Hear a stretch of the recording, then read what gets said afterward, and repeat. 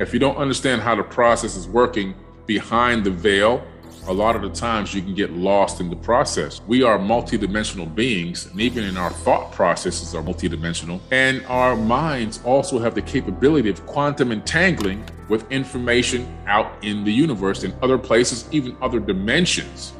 That's real peer-reviewed science. We now are coming to the understanding that the mind is encapsulating a multidimensional stream of consciousness that's entangled other places in the entire universe and in higher dimensions. That's huge. That means that you can get information from almost anywhere. Sometimes you come up with a great idea, you're like, man, this is a great idea. But what really happened is you downloaded that idea. That information already existed. You happen to match the same frequency as that information, and you were able to encapsulate it, download it, and then you were the one blessed enough to actually discern it. That's why when you come up with good ideas, you shouldn't just go, oh, this is a great idea, and then forget all about it in the next 5 minutes and walk away and don't even write it down, don't think about it anymore. Because the miracle that you were able to get that tidbit of information, download it, and actually discern it and recognize it as a probability is amazing. And you could be one of maybe only a few people, maybe even in the universe that happened to at that particular moment with that particular information. We're living in a holographic universe made of waves of light and frequency and vibration. And every atom is operating or vibrating at a specific frequency. We are really living in a conscious matrix, a matrix made of light. So the movie has a lot of real good correlations to this. It's really amazing. This conscious matrix, we're living in a creation that is artificially intelligent or divinely intelligent, that has the capability of running software programs, then allowing spiritual beings to inhabit coding, like inhabit an avatar body, like I'm inhabiting this avatar body right now. This body is not really me. Who am I, right? Who am I? Who is me? I'm Billy Carson. Well, so let's look at this matrix a little bit. Where do you find the matrix? Well, the matrix itself, and even the movie, they got that name from the Bible. The term matrix, that actually comes from the Bible. 5 Bible results for the matrix from the King James Version. Exodus 13:12, thou shalt set apart unto the Lord all that openeth the matrix, and every firstling that cometh of the beast which thou hast, the male shall be the Lord's. And then Exodus 13:15, and it come to pass that the Pharaoh would hardly let us go, that the Lord slew the firstborn in the land of Egypt, both the firstborn of man and the firstborn of the beast. Therefore I sacrifice to the Lord all that openeth the matrix, being males, but the firstborn of all my children I redeem. So what is this matrix that they keep talking about, this being born? What is this being born that they're talking about? I mean, you just look at it. Every single one is basically saying the same exact thing. When you really analyze these verses, you begin to understand that what the writer is trying to tell you is that there's 2 realities. One reality, what you're living in, which is artificial. In other words, it's this programming code, it's this coded reality. And then to get to the true reality, you have to be born. You have to be born. In other words, you have to come out of the womb. You have to awaken. And that's really what it is. It's raising yourself to a higher level of consciousness. What does the matrix mean in the Bible? It's the translation of the Hebrew word rechem, which means womb. The matrix is a womb. And what does a womb do? It births. And openeth, meaning that which opens. So the phrase means that which opens the womb. So we're talking about giving birth. So when you exit the matrix, according to the Bible, you're being born again. You're being born into a higher level of thought, a higher level of you're becoming aware of what's really happening, what's really going on. You're now gaining another level of awareness. I believe that the human consciousness is coming in from higher dimensions and streaming down and then being encapsulated into this mind. Once you actually understand it, you realize that you're just a digit. You being in this body is like being a digit on a radio channel, right? A radio station. So in other words, if I own a radio station and I'm broadcasting out radio signals and people are picking up these signals, 99.1, 99.2, 99.3, and so forth and so on, I could be 99.1. That's the frequency that I've encapsulated from the universal consciousness. You're 99.2, that person 99.3. And so our avatars are tuned to these specific frequencies. We're picking up these frequencies, we're animating these bodies, and we're operating. Now, the thing about these bodies is these avatars, they come with programming code built in. They come with RNA, they come with DNA. We know this for a fact through just simple science, that our bodies store 15 to 20 generations of epigenetic memories. We come in here hard-coded with memories and information from ancestors in our body that's very hard to escape. Another thing that's interesting about our reality is in this third dimension, what we're considering to be solid matter is not really solid matter at all. So we're living in this illusory state of being in the third dimension where solid matter really only is solid based off of the illusion from a hologram projected from our own mind. Let me explain further. In physics, they found out that everything that exists in the third dimension exists as a wave. Waves of what? Waves of light. We can't see them because we only see a small percentage of the light spectrum, but they are waves of light. And I mean everything exists as waves. All particles, atoms, everything, quarks, leptons, they all exist as waves of light. What happens is when a conscious observer or consciousness interacts with those waves, they collapse those waves into solid matter. This right here, what you're looking at is the first picture, photograph of a particle that is in the middle stages of converting from a wave into a particle.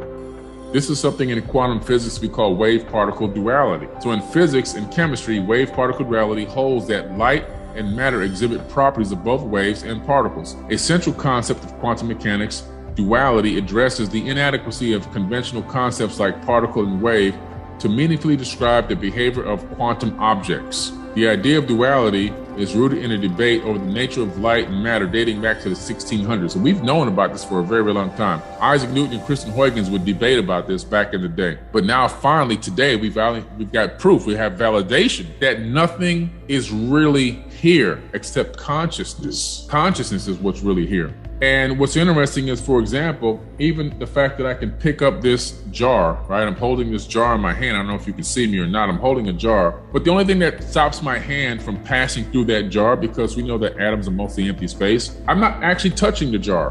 What's happening is the atoms in the electromagnetic frequency around the atoms in my fingers are repelling the electromagnetism in the atoms in this jar. And so what's happening is, I think I'm actually holding this jar, but I'm not holding it. This is a result of magnetic field repulsion. Now, if I were to phase shift the atomic frequency of the vibration of the atoms in my hand, I can pass them right through this jar and the liquid in the jar, but no problem. My hand wouldn't even be wet. I'd pass it right through if I can match that subatomic frequency, right? So we know that what is here is really truly illusory, but the benefit to knowing this is understanding that there's a superposition.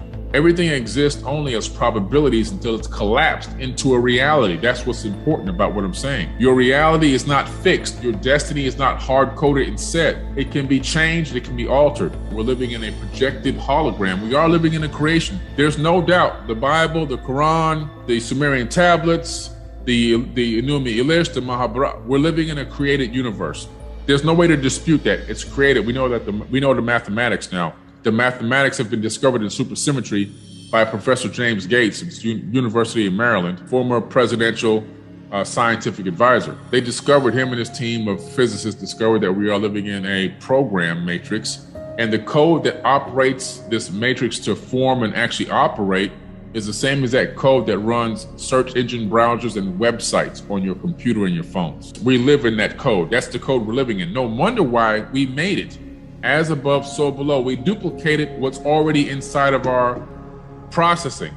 We just replicated it, made it a website, made an internet, made a website, made phones that run on the same coding and programming. It's a special kind of coding called error correcting codes. We're living in that exact same system from this quote unquote biological standpoint, but everything, including our bodies, exists as waves of light. Matter of fact, when you're not looking at something, it's not even there. If you're not home and you're not looking at your house, the house is a wave of probabilities. Now that wave has a specific frequency. So when you look at it or when somebody else looks at it, those waves collapse into that same frequency. That frequency is locked into a particular shape of a structure. So we can all identify the same type of structure when it's looked at.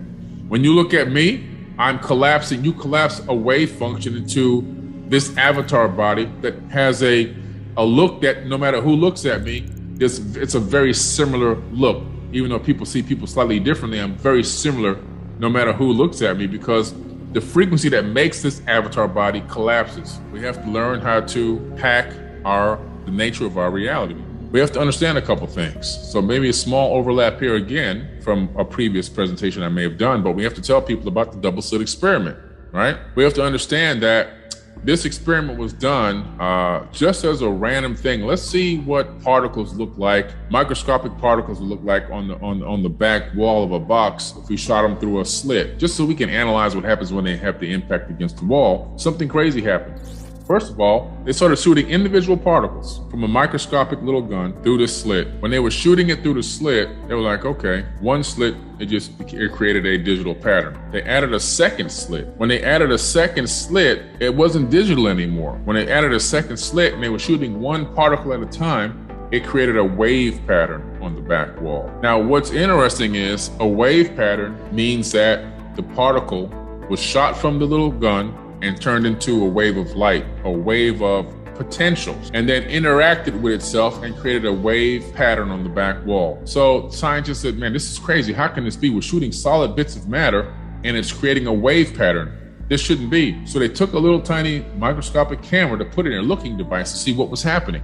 When they put the looking device in there to check out what was happening, this is where it gets interesting. The little electrons that they were shooting through the slits decided, oh, we're being looked at. Now we're going to collapse and maintain our particle status. We'll stay solid now. The act of looking at what was happening told the particle, said, okay, well, you guys are looking at me now. I'm going to go ahead and be solid. I'll make a digital mark on the back wall. When you take the camera away, it becomes a wave. When you look at it, it becomes a particle. When you take the camera away, it becomes a wave. What does this mean? It means two things. The first thing it means is that particles, whether it's an atom, whether it's an electron, whether it's a photon, they're all conscious. Think about that for a minute. Every atom has an electron orbiting it. That means every atom is conscious because electrons are conscious, because electrons can make a decision. They can make a decision based off of what's looking at them. That's huge. The second thing is everything exists first as a wave of potentials before a reality is collapsed into existence. So the importance of this is that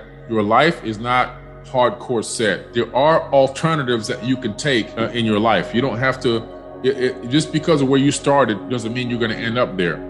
Some people like myself and maybe a few others, they said, you know what, this is my situation now, but I'm going to break this code and I'm going to rewrite a new life for myself. And it's not going to end like this. It's not going to end here. And that's what's important for you to understand. They even did this with photons, same exact results, showing us that particles are conscious. Particles are actually conscious. And if you understand what that means, you're going to treat everything with respect. Why? Because everything is made of particles and atoms, right? Where we as human beings screw up, we tend to think that we make things. Man-made, they call it man-made. Man didn't make anything. What man did was we found an ingenious way to stack atoms. We take atoms and we operate them, we move them around like Lego blocks. This phone that I have in my hand right now is nothing more than stacked atoms. The atoms are stacked in a way that it turns this into something I can use as a device called a cell phone. The fact of making, we didn't make the atoms. The atoms have been here since the beginning of time. These have been here since the beginning of time. We didn't make this phone. We stacked the atoms into a format that allowed it to become a phone. But what we did was first we thought about the phone in our consciousness platform. So in the consciousness platform, the phone became real in a multidimensional. We took that multidimensional thought and we took it down to two-dimensional by writing it down on a piece of paper, drawing it, or even putting it into a computer program, which is still two-dimensional, a CAD, a computer-assisted design. Once we got the phone in there, we took it from multi-dimensions in the conscious platform all the way down to 2D. Then we take it and give it to an engineer who then turns it into a three-dimensional object that we can move around on the XYZ axis in space-time. So we're finding out now that light equals intelligence because everything is made of light and every thought you think is a light wave that leaves out of your skull. So every time you think something, that light wave penetrates your skull and it goes out into space-time. And it doesn't stop, it just keeps going. So that wave of light is encoded with data from the actual thought. That's why it's important to watch what you're thinking. Your thoughts are powerful. Your thought light waves actually have a butterfly effect.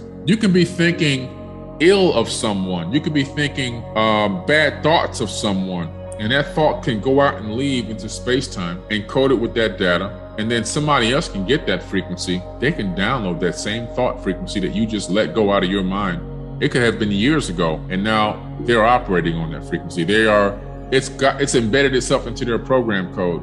Now they're acting on it for against someone else. It's crazy. We don't understand really fully how powerful this avatar body is. Our bodies send and receive wireless information through the DNA. The DNA scientifically has been found to be able to send and receive information. Scientists took a gram of DNA, which is enough to put a drop on the tip of your finger. They were able to encode data onto the DNA. One scientist named George Church, he had an ebook with pages and graphics and everything in the ebook. He converted the ebook from zeros and ones into A's, C's, and G's, which is what DNA reads. Then he downloaded that book onto the DNA, stored it in a volume.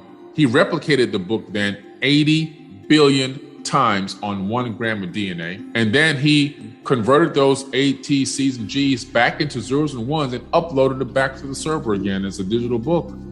So we know that DNA stores information in the volume, and it can store digital information. One human body can store 13.8 billion years of data, which is about the same age as the universe. So every single person is a walking storehouse of knowledge and information stored right inside of your body, right into the DNA. And now they found that the atoms can even store information. So every atom in your body is storing information right now that's just waiting to be unlocked. You can tap into it through consciousness. So we're looking at light waves, and this is important to understand because we have to talk about getting into a high frequency. You hear people say you need to be in a higher frequency, vibrate at a high frequency. And a lot of people don't really understand what it is. They can't even visualize what it is. You're looking here at a light wave, and you're looking at the wavelength, the amplitude of the electric field, and the amplitude of the magnetic field. These fields propagate with the light wave as it moves through space-time, including the light waves that come out of your head, your thoughts, all your thoughts. And we know that lights come out of the head because we can take a cap with electrodes on it, put it on your scalp, and then have you think about things, and we can capture all those thoughts into a computer. So it's real, all right? Just like the TV show I Love Lucy from the 1960s, those radio waves from that I Love Lucy TV show are still in space right now. They've traveled outside of our solar system. That's how far away they've gotten at the speed of light. And if you're a distant civilization in space and you have the technology to decode the radio wave, which is a wave of light, it's a light wave, you can watch I Love Lucy. The same thing is happening with our minds. And so to get on a high frequency, you have to understand that the information you're taking in affects the way that your mind emits waves of light and the way that your body emits energy and frequency. So if you're in a state of fear, doubt, turmoil, depression, those are low frequencies, okay? Those are low frequencies. So what happens is those low frequencies produce these different types of amplitude, wavelengths, and troughs. So you can see here this wave as it propagates across this plane. Now, this right here would be considered a low frequency wave because the height and the trough are very deep and high, but the distance between the trough and the next crest is very wide. So what happens here is this frequency is what we consider to be a low frequency or a low vibration. Now, we know that when you are looking at, for example, gamma waves and the way that the brain is operating and thinking, when somebody's focused and concentrating, you see this same exact wave, but it's very short and close together. In other words, the crest and the trough are close together, and there's a lot of them. It looks almost like a cardiac thing when you're looking at somebody's heart meter, right? And so when you have those close in, high and low troughs, crests and troughs very close together, you then create a high frequency. So when you're focusing, when you're intent on something, when you're meditating on something in a way that you're trying to bring it into your reality, when you're trying to put action into a thought, the brain goes into high frequency mode. Also, they found when you're operating in something called unconditional love, when you're actually thinking about people in a way that you want to be a blessing to them or you want them to be blessed, when you focus on being of service to others, all those create a high frequency vibration in the brain. Low frequency vibration, begging, hoping, wishing, depression, doubt, fear. This is why they pump the fear on the TV all day. They pump fear on the news 24/7. Because once you're in the fear mode, then they can just manipulate you. They can throw you around like a rag doll. They have all the control over you because the body just wants to solve the fear problem. and they're bringing the fake solution. We exist in a state of superpositions. We exist in a state where there's a lot of probabilities, and now we're operating in something called the Hermetic principle of cause and effect, where every decision we make is going to have a consequence. It could be a good consequence or a bad consequence, but there will be a consequence. So as you're beginning to make decisions on things and put action behind conscious thoughts, you have to sometimes think of what the potential consequence could be. Could it be a good outcome, or is it going to be a non-favorable outcome, right? And the reason why you have the capability of doing that is because you exist in a probable state, in a state of probabilities. The future is not hard-coded and written. You can actually change it by each decision that you make. There's people that grew up where I grew up, and they decided to go down the left fork, and I went up the right fork, right? They went one way, I went the other way, and so it doesn't make them either right or wrong, or make me either right or wrong, but it's just the paths that were taken at that time. But those paths lead to places. Now, at any time, they could begin to make decisions that would then reroute them slowly to a new path. We have that capability too. But understanding the process that we're going through to do that, and understanding how it works, is key to manifesting. It's very, very key. Remember, the reason why we can't see all the light waves that are emanating around us right now is because we only see 1% of the light spectrum. We really get red, green, and blue. That's pretty much what we get. The colors of the rainbow are in there. That's it. We don't see X-rays, gamma rays, infrared, microwaves, radio waves. We don't see that stuff. That stuff is operating all around us. Ultraviolet and all this stuff is all around us. We only see a small sliver of reality is all we're given. A very small sliver. In all its vibrance and glory, it's still only a small sliver of what's really out here. So law of vibration might not as be well known as the law of attraction. However, the law of vibration serves as the foundation for the law of attraction. To understand this, it's important to know that everything is energy. Science through quantum physics is showing us that everything in our universe is energy. When we go down on a subatomic level, we don't find matter. Pure energy is what we find. We're made of waves of light. That's science. Important to understand what's going on here. Because when you're going into manifesting and understanding that we have to sync with the information, we have to sync with the reality that we want. Through what? Through light waves. Manifestation is not just a belief. A lot of people think that manifestation is a belief. Oh, I'm gonna get this thing. I'm gonna get this, right? I'm gonna win this, or I'm gonna whatever. Unfortunately, manifestation is commonly misunderstood. Too many people portray manifestation as a belief system, in my opinion, rather than something that's, naturally going to happen.